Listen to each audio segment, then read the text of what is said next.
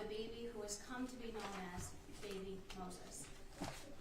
Because the only family member that Baby Moses ever had in his life, the only person who ever interacted with this young, very short-lived life that this baby had, was the defendant who sits before Your Honor, Keri Mazzuca, also known as Keri Spielman, under her maiden name. Now, Baby Moses received his name from the place in which his body was found. He was found located next to a statue in a park, the Moses statue. His tombstone reads Moses, Washington, because the park was Washington Park. That baby's identity has always been attached to where he came to die. But today, Your Honor, we know the true identity of that baby, and that is Baby Spielman. And Baby Spielman's short-lived life was filled with nothing but suffering and pain, and that suffering and pain came at the hands of the defendant, his own mother. Now, as the court has already indicated, the people did make a submission to Your Honor for consideration, as did defense counsel. And I would like to take a brief moment to comment on the submission by defense counsel, because in that submission, defense counsel lays out 24 separate cases in which women have caused the death of their own babies. And in his submission, he says that these are somewhat similarly situated to the case here. And I submit to you, Your Honor, the only thing that is similarly situated is the fact that mothers took the lives of their own children, and that is it. As this court is very aware, every case is different factually and is different legally, and with the effects that the law has on the facts in those cases, or each of those cases. I'd like to go through a few of the cases, if I may. 8 of the cases cited by defense counsel are teenagers, which Ms. Mazzuca was not at the time of this killing. She was a 25-year-old college graduate, fully employed, living on her own in Albany. She was not a teenager. 4 of those cases involved women who provided or failed to provide proper care to those babies, causing them either to starve or freeze. And in one of those cases, the woman actually was suffering from drug use, had been sexually abused, and had 3 other children she couldn't even care for. 5 of the cases were in regards to women with mental health issues. 1 was a psychiatric defense relative to one of the defendants in those cases. And as the court is very aware, based upon the report that was prepared by a doctor of the defense's choosing, Ms. Mazzuca suffers from no mental health issues whatsoever. She has not suffered any trauma. This pregnancy was not the cause of a rape. This was not a situation in which trauma brought about the result that we have here today. 3 of the cases involve women who put babies in plastic bags, and then that caused the suffocation. 2 of those, I will note, were teenagers. 3 of those cases involved statements that were suppressed by the court of the defendant's statements, and so those couldn't be considered. 6 of the cases included violent acts. 5 of those were adults, and I will note for this court that each of the cases that included violent acts, the sentences in those cases included life. The one outlier is a teenager. The teenager who received a lower sentence of 10 years because her attorney advocated for her on her youthful nature at the time of the killing of her baby.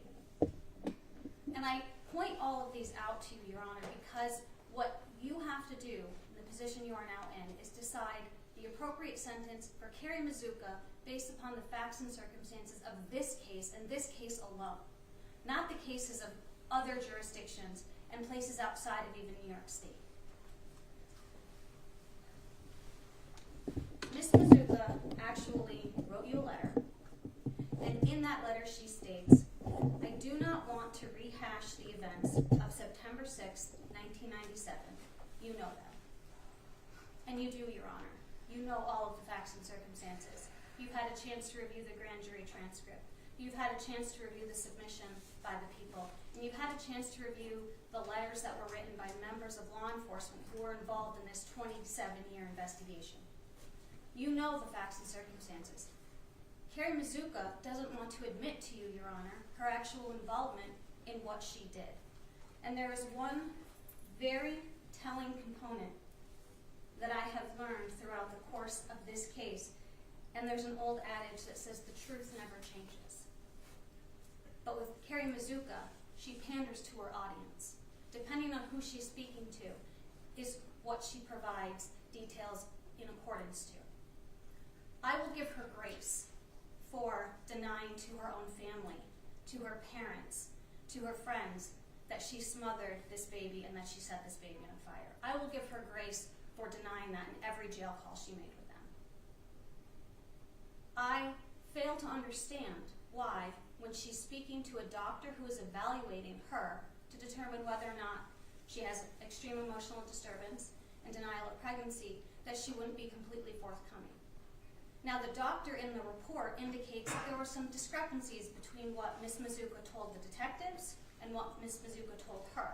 And the doctor indicated that that was likely due to the denial of pregnancy. I submit to you, Your Honor, it is likely due because the detectives knew all of the details. And her story continued to change depending upon what details were presented to her, and she learned that they knew, including a photo of the condition of the baby when it was found. The people have provided to the court in its submission pictures of that baby, that 9-pound, 3-ounce baby that was left in Washington Park. And if there is one thing that Ms. Mazzuca seems to change and not want to completely admit to is the setting fire to that baby. She indicated to the detectives, I set the baby on fire. And when they asked her about the towel, blanket, whatever that blue cloth was, it was either on the baby or under the baby. But the baby was inside of that cloth. When she speaks to the probation officer and the doctor who was evaluating her, she indicates that she had wiped the baby off with that cloth and set it to the side of the baby and set the cloth on fire and wanted the baby to be found, which is why she left it in a public place. I submit to you, Your Honor, the photos that you have before you and that we submitted to you show that that is not true. That baby is very clearly inside of whatever that cloth is. It looks like he's wearing a hood because it is directly on top of his head. He is completely burned in his entire back, including the back of his head. There is a reason, Your Honor, why Ms. Mazzuca does not want to admit that component. That reason, Your Honor, is because she did not want anything to do with this baby. Not just that she didn't want to have the baby, she wanted to completely erase its existence. Not just her fingerprints, but the baby himself.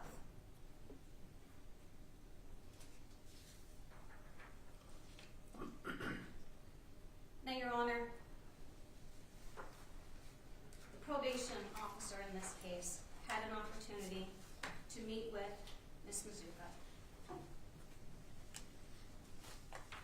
and had an opportunity to review the statements that were submitted by members of law enforcement. And I'd like to take a moment for purposes of this record to read a section of the opinion that was determined by the probation officer, Barbara Wilson, after the defendant described herself as an upstanding citizen. In this writer's opinion, the defendant presents as the polar opposite of an upstanding citizen. By her own admission, she had other options to killing her newborn child. Though she made a point of informing this writer, back then they didn't have the resources or the safe haven boxes. This writer is older than the defendant and is quite certain that back then there were ample alternatives to killing an innocent child. However, this writer is in agreement with the defendant on the matter of the length of her proposed sentence, that 22 to 25 years in prison is not fair, quote-unquote fair. The defendant insisted her surviving children still need mom. Well, baby Spielman needed his mom as well. And not only did she fail to act as a mother, but but she destroyed this precious new life, literally smothering him to death. This woman killed her own child. She killed her children's brother. She killed her parents' grandbaby. No. In this writer's opinion, her proposed sentence is far from fair to baby Spielman. He deserved a chance to live his life, and she selfishly and needlessly deprived him of this. In this writer's opinion, the Albany police detectives involved in this case were more personally affected by the baby's death than the defendant. The defendant went on to live her life, having gotten away with the killing for over 2 decades.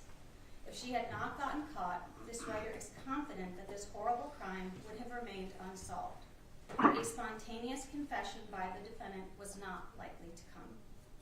This writer is also fairly certain that the defendant was not agonizing for very long over her choices. Based upon this writer's conversation with the defendant, as well as the disturbing revelations made by the Albany police detectives, this writer is under the impression that there is little to no true remorse felt by the defendant. She is sorry she was caught.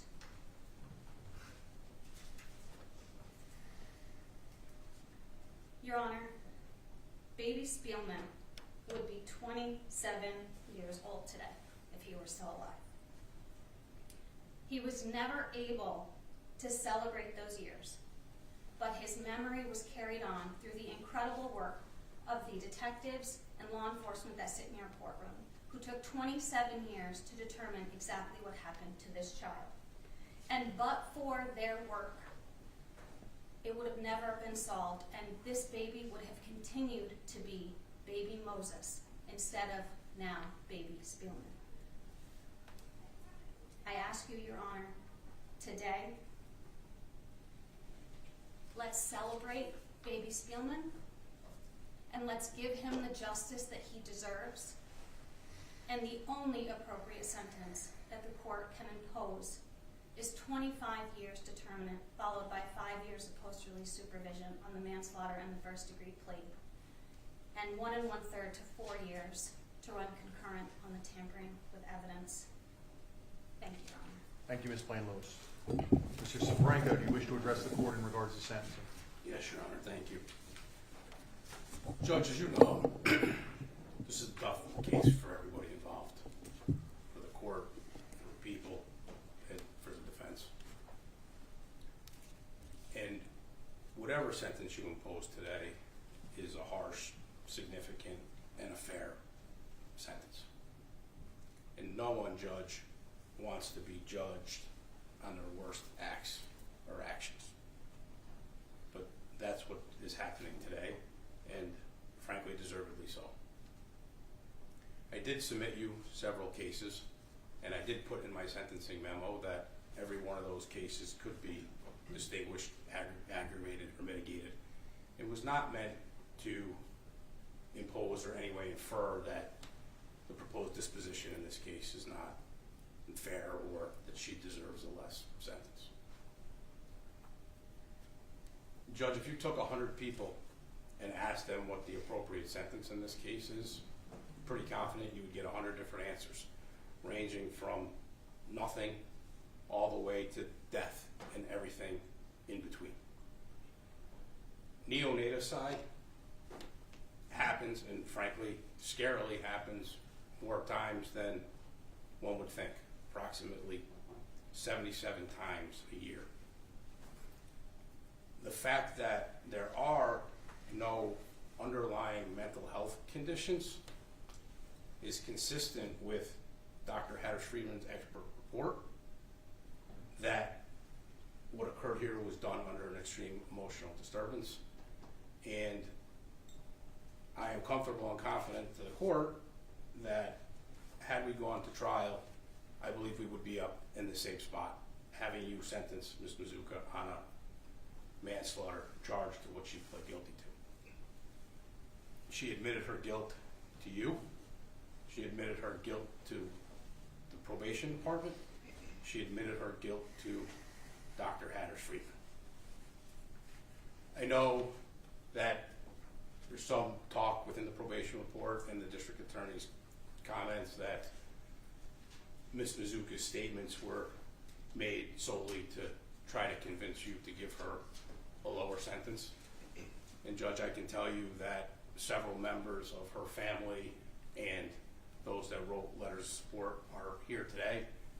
And I can also tell you, Judge, a high percentage of the letters that we submitted in support of Ms. Mazzuca were done without ever being asked.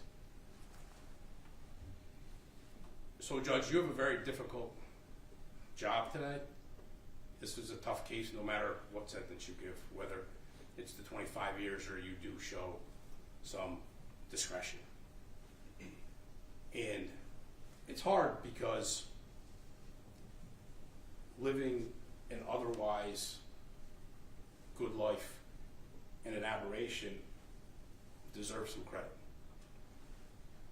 To work in a field, to work for one of the prominent real estate development firms in this area for over 24 years, being exemplary employee in a firm that probably does more community service and community-based values than any in the area. You can't do that. You can't maintain jobs if you're a terrible person. Did she commit a terrible act? Absolutely. Does she deserve to be punished? 1,000%. But there's no question that she has an otherwise zero criminal history and lived a law-abiding life. And while I certainly cannot disagree with Miss Blaine Lewis that baby Steelman did deserve her mom, she's been a great mom to her two children that were able to. And Judge, for all those reasons, we would ask that you use some discretion and sentence her to arrange within the 22 to 25 year mark. Thank you, Your Honor. Does your client wish to address the court? Yes, Your Honor. Please rise. I'll hear you.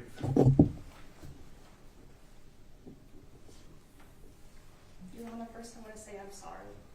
I did a horrible, unimaginable thing, and I live with remorse and regret. I am a great mom. I've lived a law-abiding life, and I do deserve a lengthy sentence. I just hope you use some discretion and go with the lower end. Thank you. Do you have anything else to say? At this point, thank you. You can be seated. This case represents a tragedy beyond measure. Beyond measure because how can the court measure the life that baby Moses would have led? And I'll call him baby Moses, not baby Spielman, because the detectives and officers who found him and gave him that name showed more love and consideration for your child than you ever did. How can I measure what he would have accomplished in his life? How can I measure what he would have accomplished scholastically or athletically or professionally? He'd be 27 now. Probably have children of his own. How can I measure the joy and love he would have had in his life? Or the joy and love he would have given to others, including his own mother and siblings, who he never had a chance to because his mother snuffed out his life?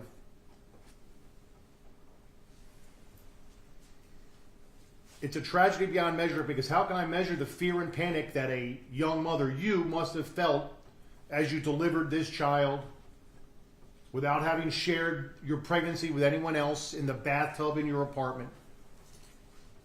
But how do I measure that against the darkness, the selfishness, the malevolence of a mother who could nurture a child in her womb for 9 months and then snuff his life out within moments of his birth after only a few breaths, and who then would take her child to a park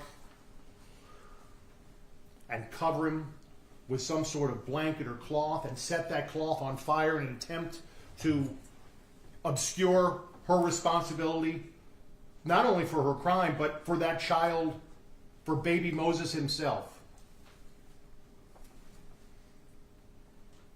It's a tragedy beyond measure because what possible sentence could this court impose that would compensate for or redress the death sentence you gave to baby Moses? Or the life sentence you gave to yourself? A sentence that you've lived every day, I would hope, although your statements seem to betray otherwise. A sentence of you thinking every day about the life you took. An innocent, guiltless life. And how does the court measure the continuing, and I understand Mr. Safranco's comments that no one wants to be measured by the worst act or the worst day in their life. But the continued, even after now, obviously, having been brought to the bar and held responsible for your terrible act, how does the court measure what strikes the court as your continued denial of, quite frankly, any real responsibility in this matter? You've admitted your acts that ended the life of your child, but you, from the court's perspective, still haven't acknowledged the tragedy, the horror of it all. I'll note in regards to leniency, or to take into account all of those things that Mr. Safranco argued on your behalf, the permitted plea and sentence already takes into consideration that you would have faced potentially a life sentence had you been found guilty of the charges that the people might have brought but for this plea bargain. And the fact that the people and you agreed and the court permitted you to plead guilty to manslaughter in the first degree already, this court believes, takes into account the specific circumstances of this case. I see no sentence that could appropriately address this situation, but the court deems the only appropriate sentence on the charge of manslaughter in the first degree is to a 25-year determinate sentence, to be followed by 5 years post-release supervision. You're assessed a mandatory surcharge of $300, the crime victim assistance fee of $25, and the DNA data bank fee of $50. If you're unable to pay those amounts, those will be deducted from inmate funds during the period of your incarceration. As to your plea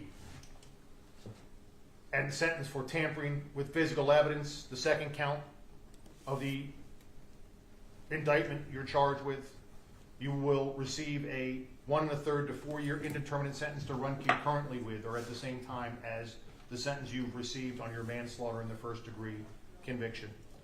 I'll assess no additional fines or surcharges or fees on that. As I said, that will run concurrent. I'll note at the time of your plea, you waived your right to appeal, both orally under oath and in writing, but I'm going to have you now review with your attorney the Third Department's confirmation of your previous waiver of right to appeal.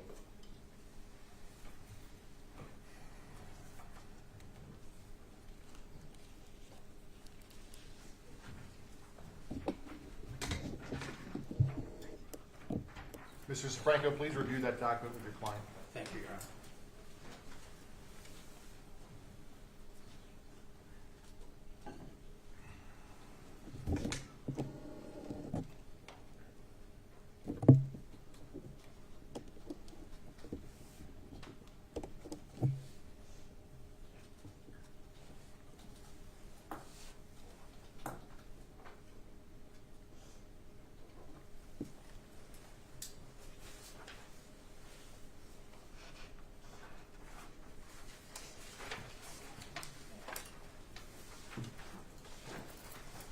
Let the record reflect that the defendant reviewed the notice of intention with respect to appeal with her attorney.